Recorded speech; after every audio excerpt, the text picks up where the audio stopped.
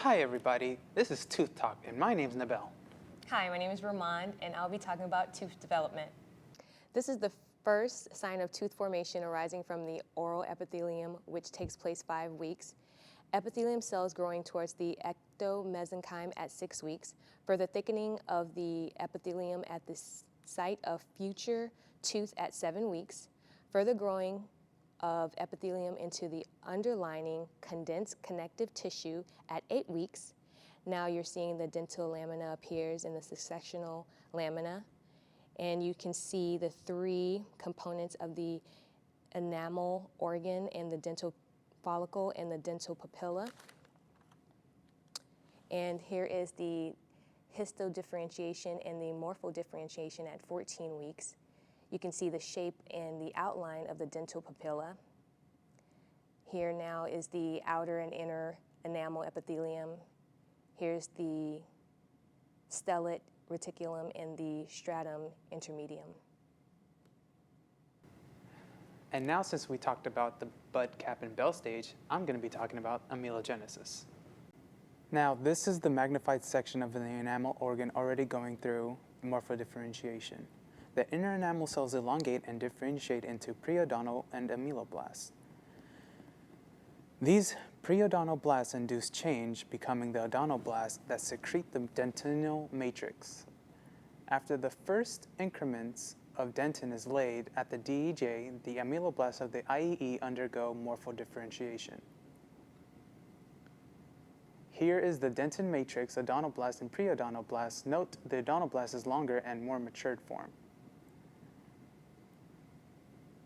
After differentiation of the ameloblasts, they begin to secrete deposit enamel and at the DEJ, and the odontoblasts and ameloblasts begin to move in opposite directions, starting at the cusp tips, performing a domino effect.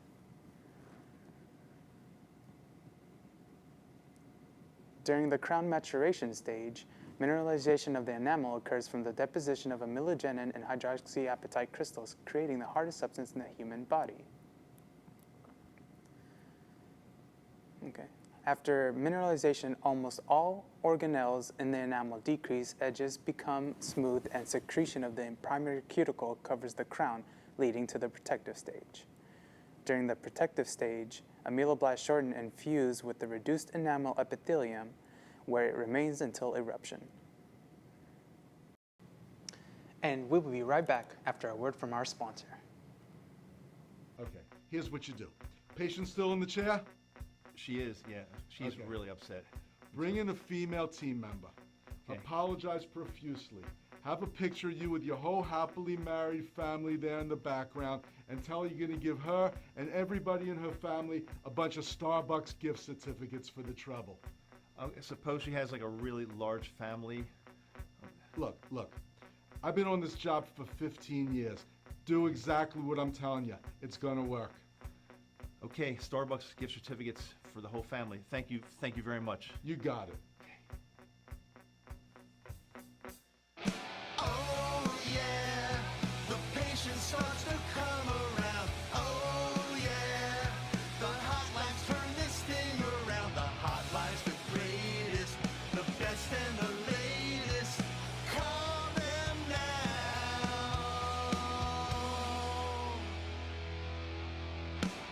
Now we're invincible, we're on the map. No longer putting up with all this crazy patient crap. They're 24/7 and we're calling it all of the time. Irate Dental Patient Hotline. Welcome back to Tooth Talk, everybody. I'm John Rock. Let's talk a little bit about the development of the roots of our teeth. After the crown is formed, the 2 inner and outer enamel epithelial layers, called the IEE and OEE, come together at the base of the enamel organ. There, they become a double layer, called the Hertwig's root sheath.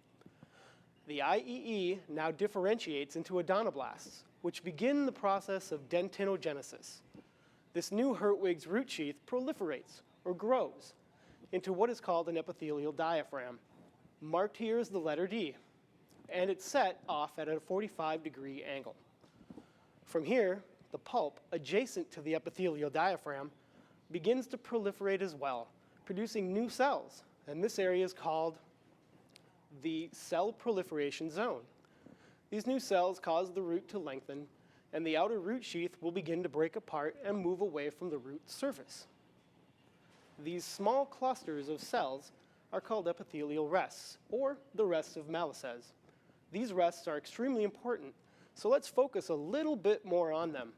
Some evidence is suggesting that the role of these epithelial cells in adult periodontal ligaments include maintaining periodontal ligament homeostasis, which can prevent ankylosis and help maintain periodontal ligament space. They also help to prevent root reabsorption and serve as a target during periodontal ligament innervation. They can also contribute to cementum repair. So as we can see, these epithelial rests are an extremely important part of the developmental process for our teeth. Thanks for hanging in there with me. Now we're going to send it back to Douglas Bentley at the desk. Doug? Thanks, John. Did you know multi-root and single-root formation are almost the same? The slight difference is multi-root formation begins once the furcation zones forms. Once that happens, it's no longer a single root. The root sheath goes through a process called differential growth, and that's where the division of roots take place. The epithelial diaphragms proliferate horizontally, producing extensions that make contact and fuse together to divide a single root into 2 or 3 roots. This only happens for the posterior teeth, since they are the teeth that usually have multiple roots unless there's an abnormality. After the single root has divided and become multiple roots, the formation for single root continues to occur for each new root. This picture right here showcases a single root is turned into a multi-root. The epithelial root sheath determines the length of the root. The longer the sheath, the longer the root. However, it's the epithelial diaphragm that determines the number of roots. If the growth is smooth and even, it will form a single root.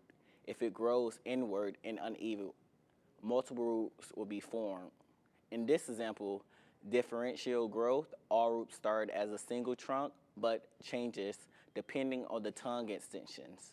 And the epithelial diaphragms ends up with 2 tongue-like extensions that grow inwardly at opposite sides and meet, then 2 roots are formed. If 3 extensions grow inwardly, 3 roots are formed. All right, that's all the time we have for Tooth Talk today. I'd like to thank everyone at home for joining us today. For myself, Ramon, Nabel, and John, have a great day, and don't forget to floss.